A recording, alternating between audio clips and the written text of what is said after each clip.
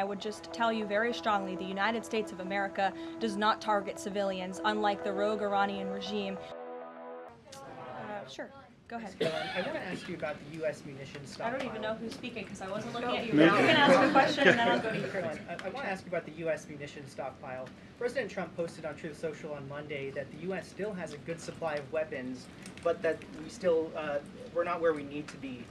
What does he mean by that? And does President Trump then want to ask on Congress to pass a supplemental to increase funding for missile interceptor systems like the ones being used to defend U.S. bases in the Middle East from Iranian missiles? I don't have any updates for you on congressional asks from the president. As you know, under this president, we have significantly increased our defense budget, which is a good thing for the United States, for our national security, and for protecting our homeland. With respect to munitions, ammunition, weapon stockpiles, the United States of America has more than enough capability to not only successfully execute Operation Epic Fury, but to go much further. And we have weapon stockpiles in places that many people in this world don't even know about. However, the president in that post was pointing out that, unfortunately, we had a very stupid and incompetent leader in this White House for 4 years who gave away many of our best weapons for nothing, for free, to another country very far away by the name of Ukraine. So the president was pointing out how that was an unwise decision, but nevertheless, don't doubt the strength and the might of the American military. And I will also add, President Trump has rightfully been calling on defense contractors in this country to rapidly and aggressively produce American-made weapons because they are the best in the world, and the president always likes to get things done as quickly as possible, and so he's been quite vocal in his efforts to try to speed up our defense industry to protect our homeland. Caroline, Go ahead.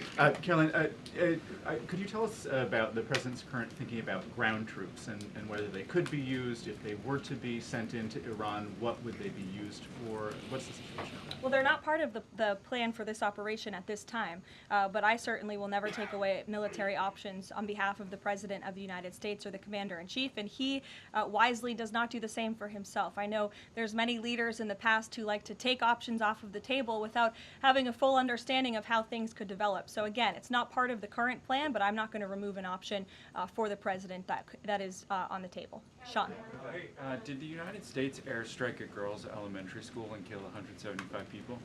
Not that we know of, Sean, and the Department of War is investigating this matter, and I would just tell you very strongly the United States of America does not target civilians, unlike the rogue Iranian regime that targets civilians, that kills children, that has killed thousands of their own people in the past several weeks, and uses propaganda quite effectively, and unfortunately many people in this room have fallen for that propaganda. So I would caution you from pointing the finger at the United States of America when it comes to targeting civilians, because that's not something that these armed forces do. Reagan. Thanks, Caroline. Prior to the Iran conflict, the SAVE Act was really the focus of the news cycle. Is the SAVE Act still a priority for the administration? Absolutely. Could you just provide an update on the administration's talks with Congress to get the SAVE Act through? SAVE Act is absolutely still a priority for this president and the administration.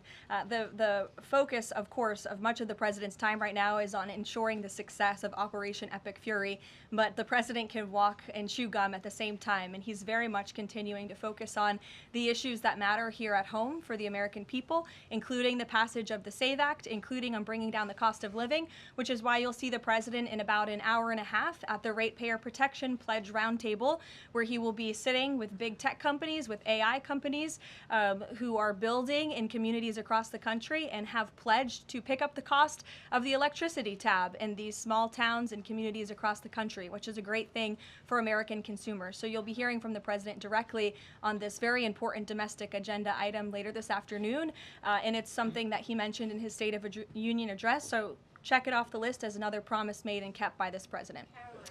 Sure, go ahead. Thanks, Caroline. I just wanted to get back to Danny's question. So those 4 objectives that you read out do not explicitly include regime change. If those objectives were achieved and the Islamic Republic still existed, would that be an acceptable outcome? That's a hypothetical question that I'm not going to engage in. Again, right now the president and the commander-in-chief are focused on executing the success of Operation Epic Fury, which we are already doing so in a very tremendous and impressionable way. Stephen. Thank you, Caroline. 2 questions. The Trump administration reportedly is considering arming Kurdish forces in the hopes of inspiring a popular uprising in Iran. Could you comment on that report? I can comment on the fact that the president has held many calls with partners, allies, and leaders in the region, in the Middle East. He did speak to Kurdish leaders with respect to our base that we have in northern Iraq. But as for any report suggesting that the president has agreed to any such plan is completely false and should not be written. President Trump was saying yesterday that he is okay with someone from within taking over in Iran. He spoke about how Venezuela he saw as a successful model where Delcy Rodriguez took over and had a better relationship. Iran's President Pezeshkian, he took office in 2024 as a relative reformer. He's part of a three-man council now replacing the supreme leader. Does President Trump see him as a potential successor who is more pliable? Again, that's another hypothetical, and I haven't spoken to the president about this specific individual, so I don't want to get ahead of him on any assessments that should be made. Thank you. Yesterday, the president acknowledged that oil prices will be a bit high. As for gas prices here in the U.S., what is the admin doing right now to counter that? I mean, should they skyrocket? Is there a plan to help, Americans right now with those higher gas prices? And then a second question. On the rash that was on the president's neck, the White House physician said it was a preventative skin cream that he was using, but why is the president using this cream? What are they trying to prevent with this cream? To your second question, I don't have anything additional to add to the physician statement that we provided to all of you on those questions, but I know the statement said that the redness on the neck will dissipate within the next couple of weeks. To your first question about oil prices, thank God we have a president who has exuded American energy dominance over the past year, an administration that is wholeheartedly focused on keeping prices stable as best as we can. Of course, this operation is temporary to protect the homeland, but crude oil prices did fall yesterday. They remain stable today after the president announced steps to ensure the stability in global energy markets. Again, those include the DEC offering reasonably priced political risk insurance and the potential for the U.S. Navy to provide protection for the flow of energy through the Strait of Hormuz. It is the president's belief and his economic team's belief that the economy continues to be very strong, it's robust, and will be able to weather any of the temporary impacts of Operation Epic Fury. John. Thanks a lot, Caroline. Just to follow up to that, the timeline for making the Strait of Hormuz safe for oil tankers to transport their oil through the strait, what is that timeline, and what can the president do to speed up that timeline? I don't want to commit to a timeline, but certainly it's something that is being calculated actively by both the Department of War and the Department of Energy. They're working very closely. Both secretaries are in all of the briefings on this subject with the president, and this is, again, something they're monitoring, and if and when necessary, the United States Navy will provide assistance to escort oil tankers through the strait. Caroline. Sure, in the blue. Thank you, Caroline. You're not in blue, Andrew. Go ahead. Yeah, thank you. Well, I guess you are, sort of. I'll go to you after. You had mentioned about the commercial aircraft being used for the evacuations. What about the use of military aircraft? Would that happen in conjunction with that or subsequent to? That is something that is definitely underway, and of course we're going to use that in conjunction. We want as many planes, whether they're chartered, commercial, or military, taking Americans out of the Middle East and returning them safely home. So yes. Andrew, go ahead. You're welcome. At the top of the briefing, you listed a long list of grievances against the Iranian government, going back to the takeover of the embassy in '79, barracks bombing in the 80s, etc. But no one from the administration has laid out the imminent threat that was supposed to be taken care of by this.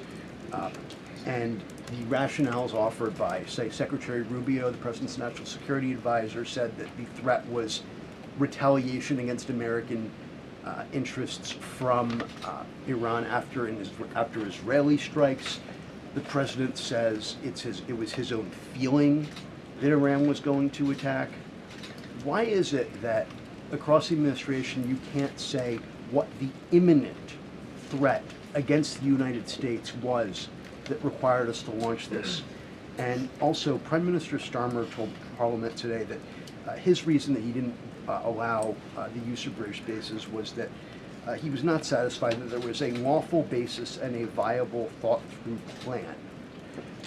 Was there an attempt to provide the UK government with a legal basis for these strikes and a viable, thought-through plan? To the first question, I completely reject the premise of your question. You have had the President of the United States, the Secretary of War, the Chairman of the Joint Chiefs, the Vice President of the United States, the Secretary of State, and now I am out here today to explain to you exactly what led the President to make the decision to launch Operation Epic Fury. And President Trump does not make these decisions in a vacuum.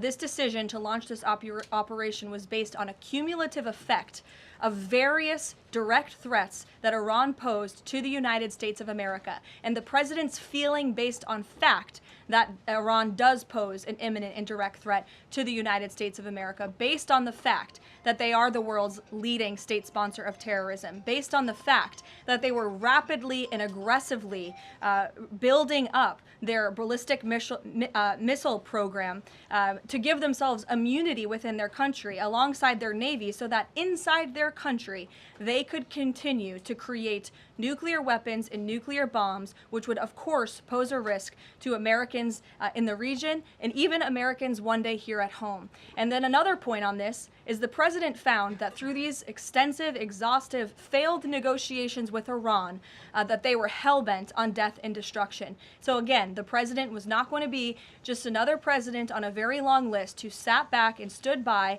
and passed the buck of this direct threat to the next administration.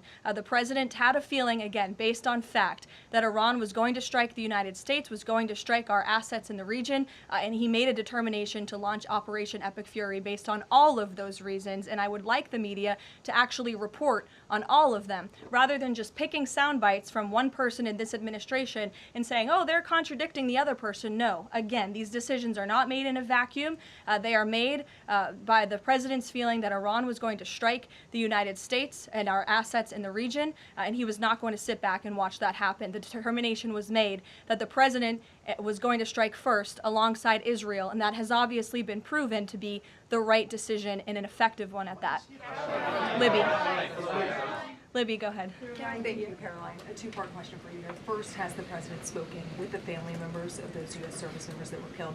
Second, given what you've outlined throughout this entire briefing, I mean, the United States has sunk a bunch of Navy ships. We've hit all of these targets. What can Americans expect the goal to be moving forward now that the U.S. has accomplished all of this? What is victory, given we've even taken out Iran's supreme leader? That was an explicit goal. Again, victory will be determined by the Commander-in-Chief once the goals and the objectives that we have repeatedly laid out are fully realized. Again, we just, in the next few hours, will be achieving that dominance over the skies, which means the United States military will be raining missiles and weapons down on Iran to hit these specific targets that have been identified as crucial to take out by the Department of War.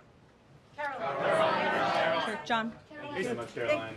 Has the U.S. posture changed in regard to a nuclear North Korea, given the latest strikes on Iran and the fact that the stated goal is to make sure that Iran is not a nuclear country? I don't have any change in position with respect to North Korea today. Thank you. A quick follow-up. There's been reports that Ali Khamenei's son has been elected as the next supreme leader. Does the administration think that he is a part of the same regime as his father? Would they like people in the country to rise up and get him out of power? There's reports he's been elected, or that he's assuming to be elected. One of the likely options. Pardon me, what was that? That he's one of the likely options, or that he has been elected. Okay, so we'll wait to confirm until someone actually is elected. Caitlin. You just mentioned that the President is going to attend the dignified transfer for these families. Given what Secretary Hegseth said this morning, is it the position of this administration that the press should not prominently cover the deaths of U.S. service members? No, it's the position of this administration that the press in this room and the press across the country should accurately report on the success of Operation Epic Fury and the damage it is doing to the rogue Iranian regime that has threatened the lives of every single American in this room. If the Iranian regime had their choice, they would kill every single person in this room. And so we can all be very grateful that we have an administration and that we have men and women in our armed forces who are willing to sacrifice their own lives for the rest of us in this room and for every American across the country and for every troop that is based in the Middle East. That's what these... Secretary Hegseth was complaining that it was front page news about these 6 service members who were killed. That's not what the Secretary said, Caitlin, and that's not what the Secretary meant, and you know it. You know you are being disingenuous. There is not... We've never had a Secretary of Defense who cares more. Drones get through or tragic things happen. It's front page news. I get it. The press only wants to make the president look bad. Yeah, As you know, we covered the deaths of U.S. service the- members under every president. The press does only want to make the president look bad. That's a fact. Especially you. No, listen to me. Especially you and especially CNN. And the Secretary of Defense cares deeply about our war fighters and our men and women in uniform. He travels all across this country to meet with them, to connect with them, and your network has hardly ever probably reported on that. You also had the chairman of the Joint Chiefs, Chairman Kane, who's a brave patriot, standing alongside the Secretary at the Pentagon this morning, again expressing his condolences to these families. And I just told you that the President of the United States will be attending their dignified transfer. So please, That's not making the president look bad. That's showcasing that. We expect you to cover that as you should. We expect you to cover that as you should, Caitlin. But you and your network know that you take every single thing this administration says and tries to use it to make the president look bad. That is an objectable fact. I don't think covering troop deaths is trying to make If you're trying to argue right now that CNN's overwhelming coverage is not negative of President Donald Trump, I think the American people would tend to agree, and your ratings would tend to disagree with that as well. Go ahead. Thank you so much. On the school strike, back to that for a minute. I understand that the U.S. does not target civilian infrastructure. That's what you said. Can you say that there's any evidence right now that it was not a U.S. strike? And then also, you didn't mention Israel in that. Is there any assessment about Israel's potential likely role in that, if at all? Again, the Department of War is currently investigating this matter, but again, I will reaffirm that the Department of War and the United States Armed Forces do not target civilians, as does the Iranian regime, who kill and execute their own people. Christian. On two separate issues, Caroline. First, what can you tell us about the military operation in Ecuador? And then secondly, is the president considering invoking the Defense Production Act to boost munition stockpiles while we are in this conflict? It's not something I've heard the president consider, but as you know, the president has been in pretty direct correspondence and public correspondence with defense contractors, asking them to aggressively speed up their manufacturing of American-made weapons, which again are the best in the world. With respect to Ecuador, I would point you back to the statement released by the U.S. Southern Command. On March 3rd, Ecuadorian and U.S. military forces launched operations against designated terrorist organizations. These operations are a powerful example of the commitment of partners in Latin America and the Caribbean to combat the scourge of narco-terrorism. And together, we are taking decisive action to confront narco-terrorists who have long inflicted terror, violence, and corruption on citizens throughout the hemisphere. And on that, I would also add that this weekend, I'm pleased to announce, the president will welcome the heads of state from 12 nations across our Western Hemisphere in Miami, Florida on Saturday. The point of this newfound Latin America summit is to promote freedom, security, and prosperity in our region. The following countries will be in attendance: Argentina, Bolivia, Chile, Costa Rica, the Dominican Republic, Ecuador, El Salvador, Honduras, Panama, Paraguay, Trinidad and Tobago, and maybe some others as well. And the president will be speaking with the leaders of this country who have really formed a historic coalition to work together to address criminal narco-terrorist gangs and cartels and counter illegal and mass migration into not only the United States but the Western Hemisphere, which remains a key and top priority of this president. Thank you very much, everyone, and you'll see the president yourselves in an hour. Thank you, Caroline.